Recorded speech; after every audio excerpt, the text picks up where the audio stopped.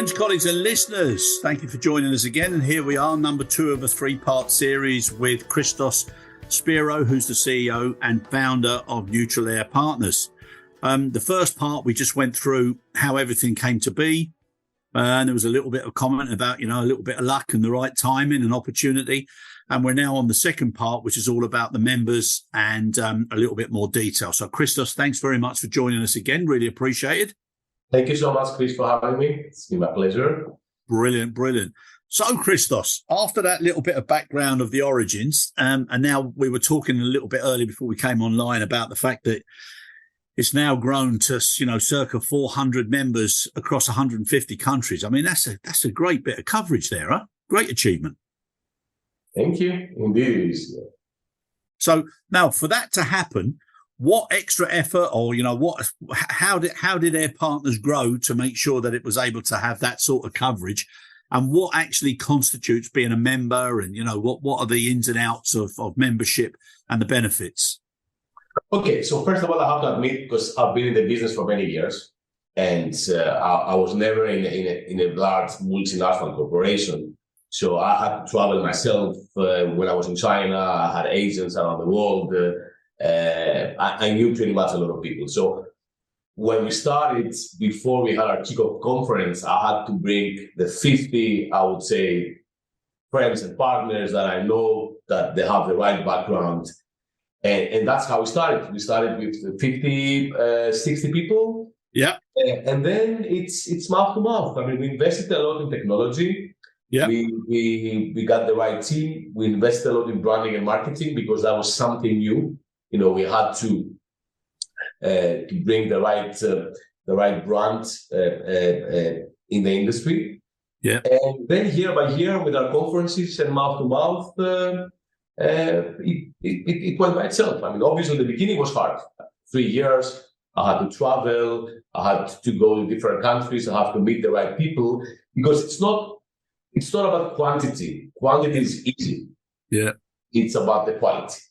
100%. Get the 100%. Right. And I have to admit, we started one of the, I would say, the success was we started and we wanted to elevate, I would say, the professional, the air cargo professional in a way that all our conferences were at high-end hotels, St. Regis and Ritz-Carlton. We just want to upgrade the status of our industry in a way that we're not just people that we're moving dirty cartons from A to Z.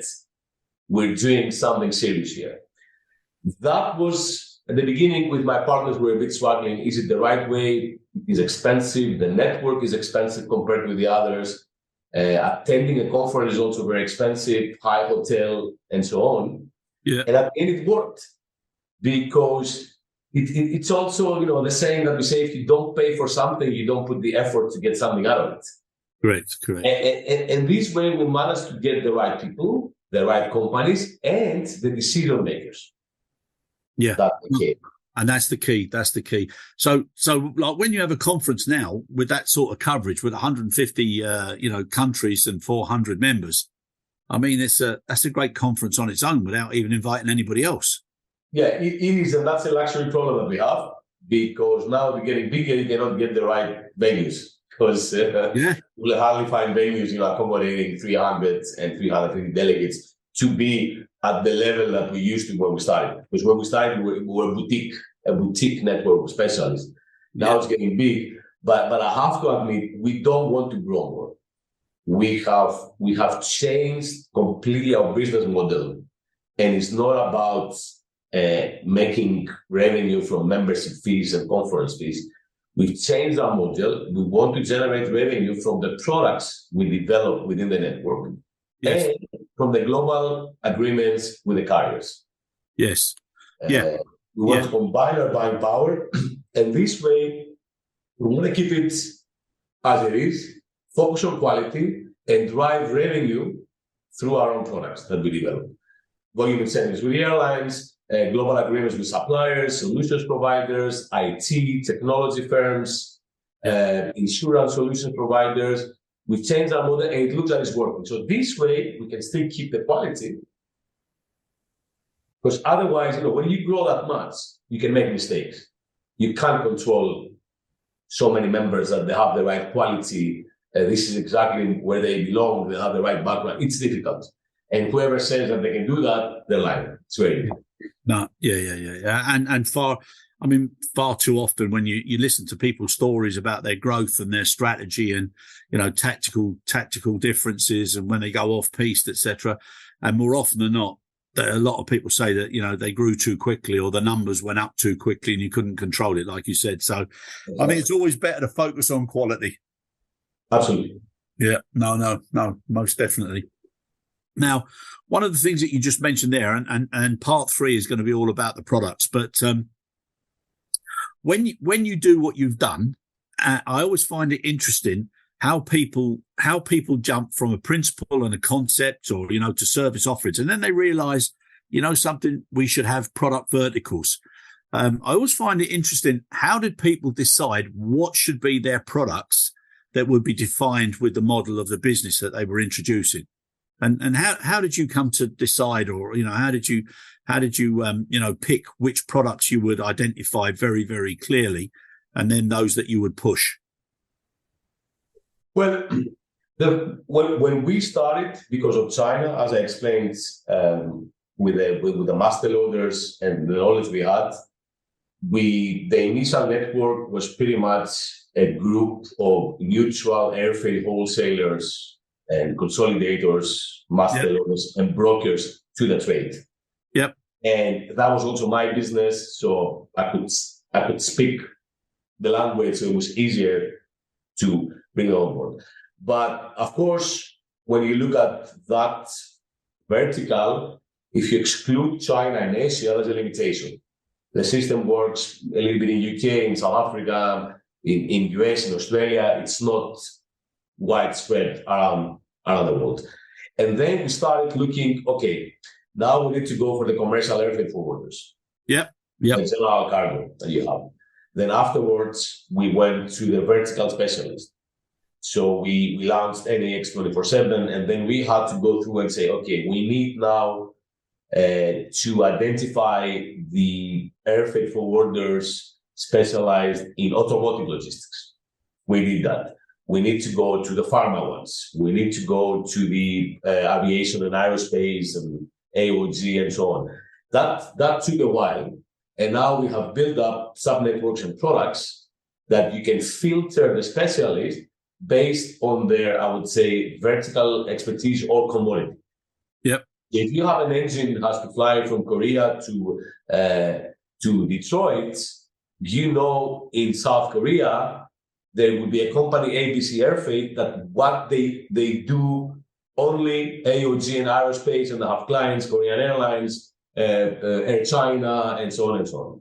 If you do have ships present transit and the vessel is in New Orleans and the supplier is in China, you will find a company that they focus in marine logistics. They know exactly what the supplier wants. They know exactly the urgency. Yep. How much money the vessel, if they stay at the port, they're paying every day if they don't have that spare part in time. Yeah. That took us, I would say, a little bit more, 2-3 more years to go into that. Yeah. And that's how we, in every country, we do not have, because we can have 10 members in one country. Yep. That's why we don't have a direct conflict of interest, because we have the consolidator, the general air freight forwarder, the local GSA, the charter broker, the shipper specialist, the specialist for the special events and entertainment logistics, and the pop and rock that is moving Madonna and all that. So not only we create competition, but we create opportunities. Yes. For those members in their own country. You can learn from the others and acquire extensive knowledge for creating new products by attending the conference, by becoming a friend and a partner, all of these. We see, for example, in China, they do more business, the Chinese together, than they do with international. Because they know that Chris is the number one on IAG cargo, and they have a BSA of 1,000 tons a month. and I am the number one on Air New Zealand to Australia, and we swap space.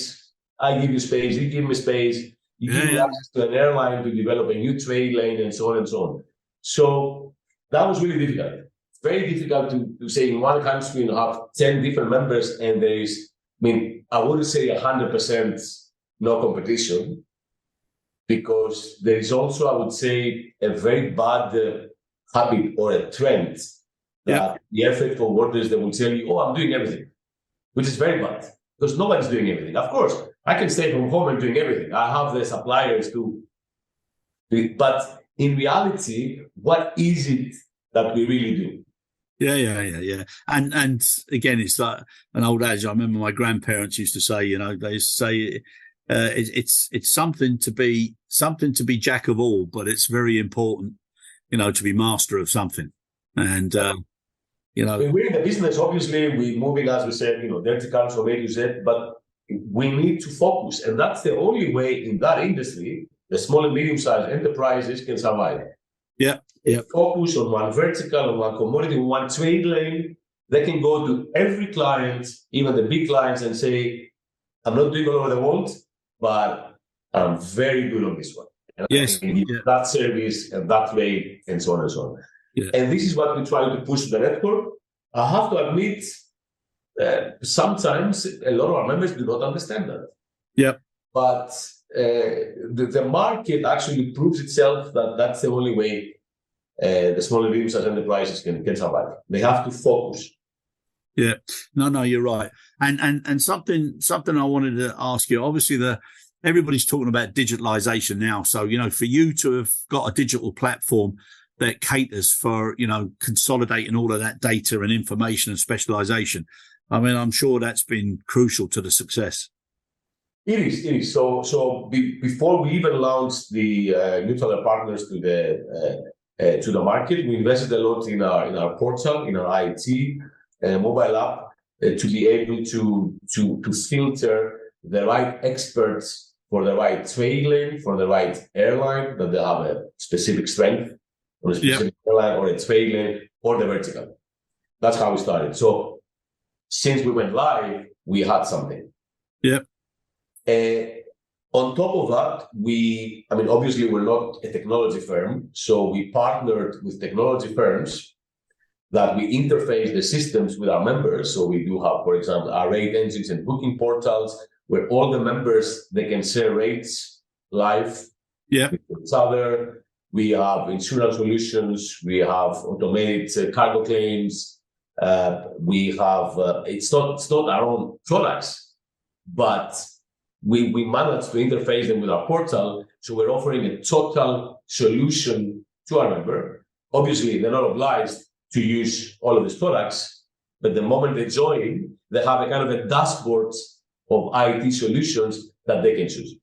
No, that's good. No, that is good. Maybe they don't need a TMS, but they need a QMS, or they need this one or the other one. They're flexible to choose from all of these digital solutions that we're offering. And it's easy enough to connect. So open APIs, or it's easy. Exactly. Now it's much easier. Yes, in our days, I have to admit. Yes. Yeah. No, that was always a problem in the past, but it seems to be very easy now. To adapt, and it's a lot more open, isn't it? People are more confident with sharing their data. Exactly. Absolutely. Yeah, which is well, that in itself is crucial enough. Right, sir. We have now completed part 2. So part 3, what we'll do is I'm very interested in how you identified and, what's behind each one of your NAX, NAV, NAF, NEC and NEX. So I'm really looking forward to that. So again, Christos, thank you. That's part 2, and I'll see you very shortly for part 3.